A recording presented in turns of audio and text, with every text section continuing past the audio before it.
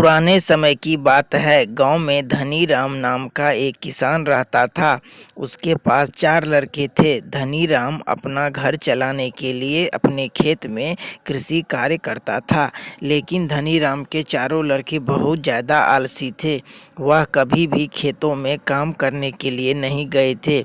वह सारा दिन अपना समय गांव में इधर उधर बैठकर बिताया करते थे। एक दिन धनीराम अपनी पत्नी से बोला कि आज तो मैं जिंदा हूँ तो सब कुछ सही चल रहा है।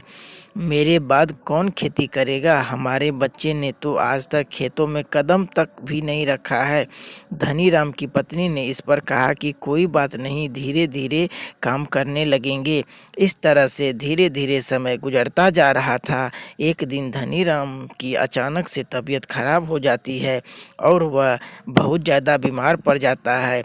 इस दौरान धनीराम अपनी पत्नी से कहता है कि चारों लड़के को मेरे पास बुलाओ, मेरे पास समय बहुत कम है। इतना सुनने के बाद धनीराम की पत्नी चारों लड़के को अपने पिता के पास बुला कर लाती है।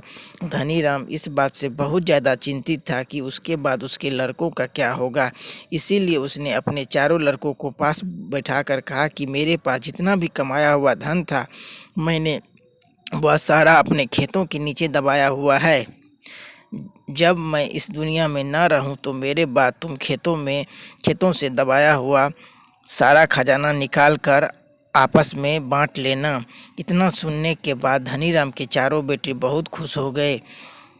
इसके कुछ समय बाद धनीराम की बहुत ज़्यादा बीमार होने की वजह से मृत्यु हो गई।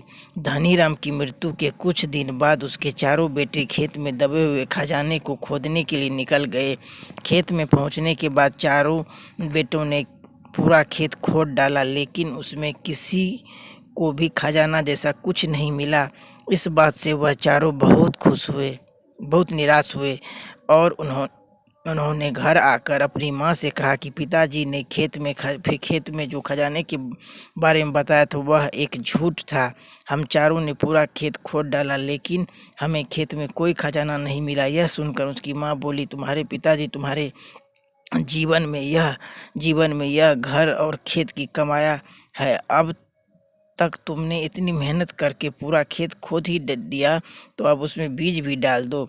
इसके बाद चारों बेटों ने खेत में बीज बो दिए और माँ के कहे अनुसार खेत में पानी और खाद डालने लगा। समय बीतता गया और कुछ समय बाद खेत में फसल तैयार हो गई। फसल काटने के बाद चारों बेटे ने फसल को बाजार में बेचा। जो पैसे मिले उनमें बहुत खुशी मिली। इसके बाद जब चारों बेटे गए तो माँ ने कहा, बेटे तुम्हारे पिताजी तुम्हें यही समझाना चाहते थे कि जो हम मेहनत करते हैं उसके बदले में हमें खजाना मिलता है। दोस्तों।